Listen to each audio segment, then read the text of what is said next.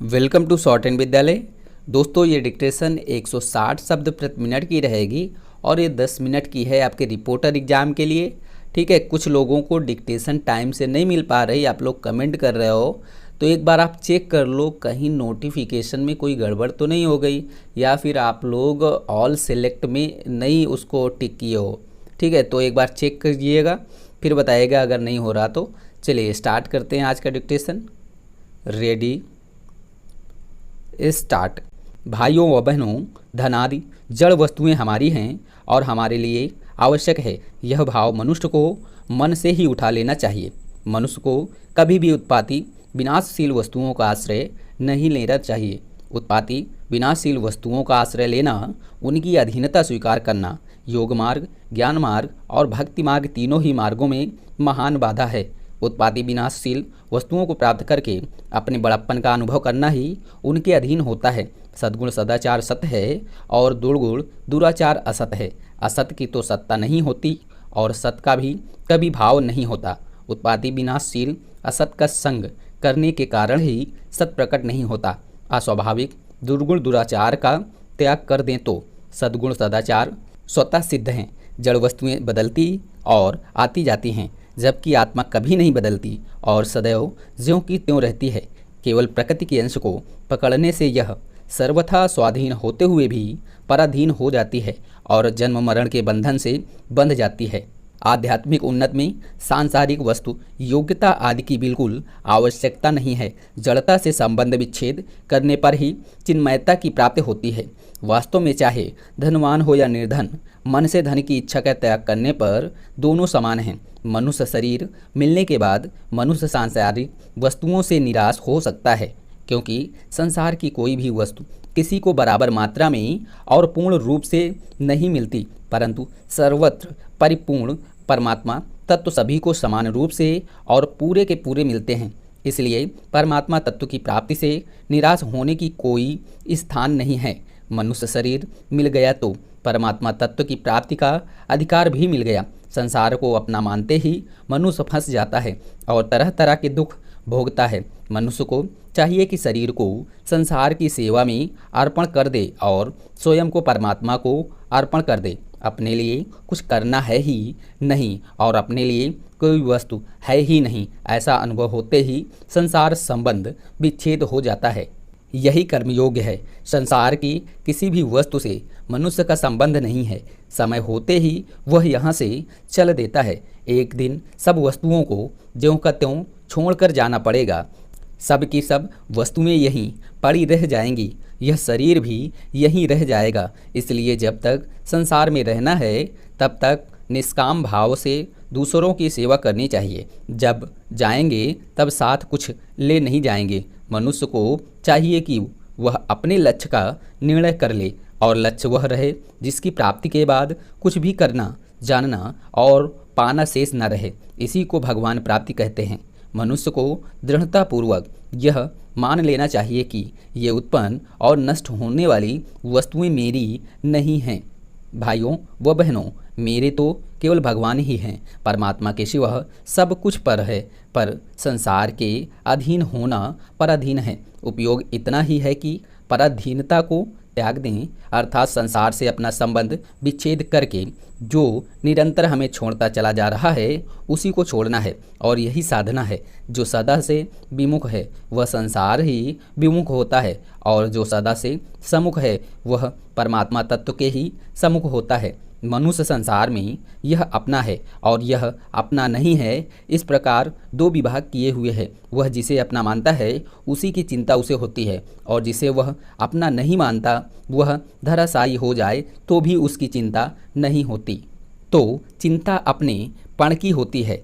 असत संसार में जो आकर्षण या प्रियता है वह आसक्ति कहलाती है। वही आकर्षण भगवान में हो जाए तो उसे भक्ति या प्रेम कहते हैं। धन में, भोग में, परिवार आदि में जो हमारा खिंचाव है वह खिंचाव भगवान की तरफ होते ही भक्ति हो जाती है। वास्तव में अपने में भक्ति का संस्कार भगवान का खिंचाव स्वतः है, पर असत से संबंध जोड़ने से असत की ओर खिंचाव हो गया। लक्ष्य परमात्मा की प्राप्ति होने पर असत का खिंचाव मिट जाता है।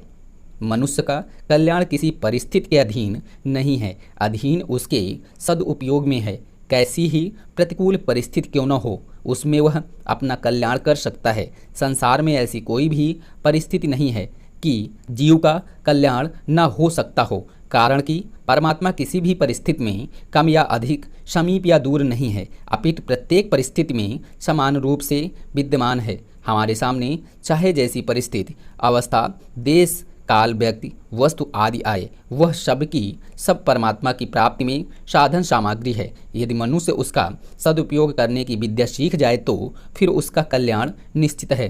प्रतिकूल से प्रतिकूल परिस्थिति आ जाए तो उसके एक तो पापों का नाश हो जाता है और एक नया विकास होता है, परंतु दुख से दुखी होने पर विकास रुक जाता है। सुख आने पर तो साधन में बाधा आ सकती है, पर दुख आने पर बाधा आ ही नहीं सकती, क्योंकि दुख अटकाने वाला नहीं है।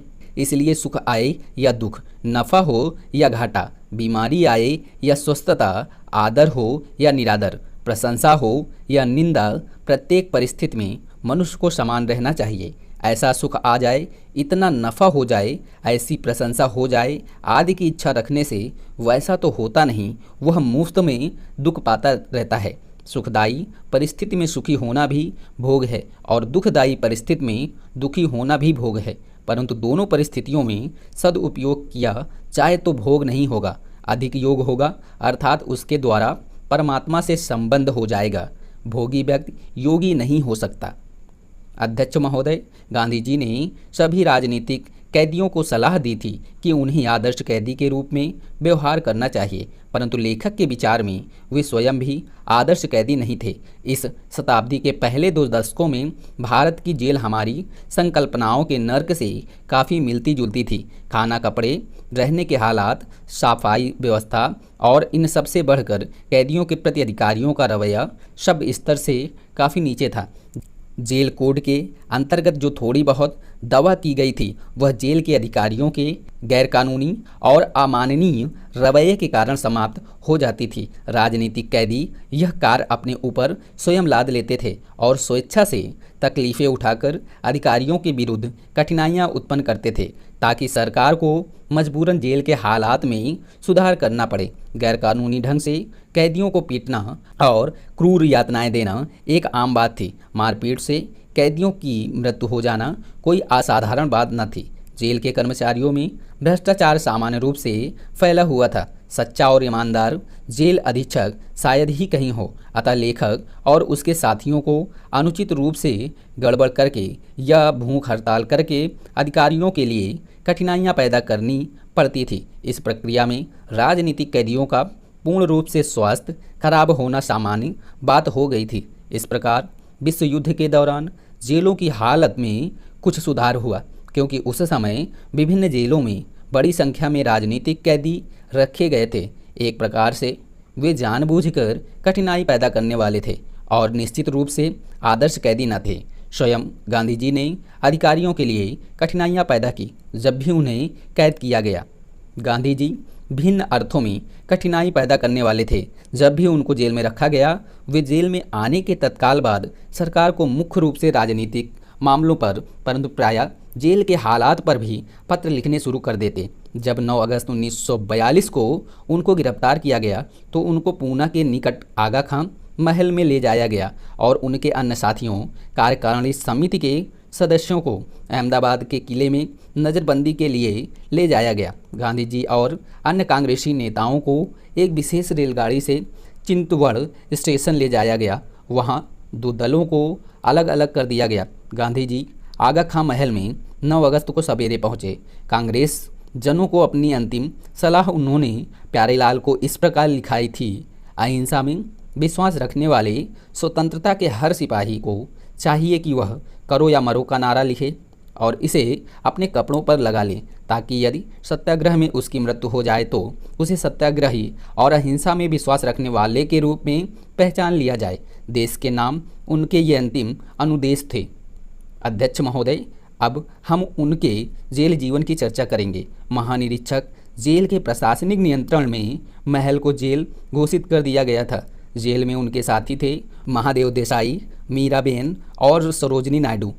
एक दो दिन बाद इस दल से कस्तूरबा भी शामिल हो गई, क्योंकि एक सार्वजनिक सभा में भाषण करने के कारण उन्हें गिरफ्तार कर लिया गया था। उसी दिन 9 अगस्त को गांधी जी ने वायसराय को एक पत्र लिखा और एक अन्य पत्र बम्बई के गवर्नर को लिखा। उन्होंने 9 तारीख को सरकार द्वारा जारी किए गए प्रस्ताव का उल्लेख किया और कहा कि इसमें सरासर झूठी बातें दी गई हैं।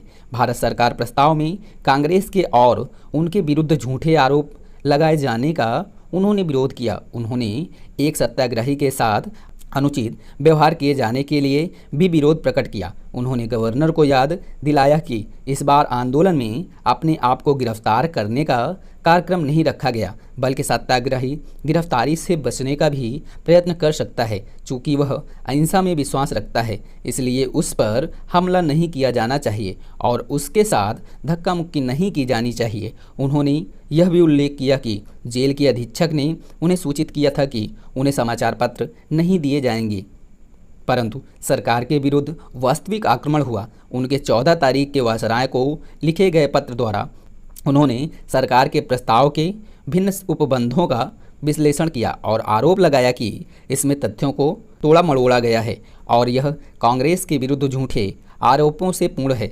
उन्होंने कहा कि आंदोलन का उद्देश्य यह था कि लोगों में त्याग की इतनी अधिक भावना जागृत की जाए कि सबका ध्यान इधर आकर्षित हो। इसका उद्देश्य यह दिखाना था कि इसे जनता का कितना समर्थन प्राप्त है। वायसराय के विरुद्ध यह शिकायत थी कि कांग्रेस पर प्रहार करने से पहले सरकार को अथवा वायसराय को उनके पत्र की परीक्षा करनी चाहिए थी।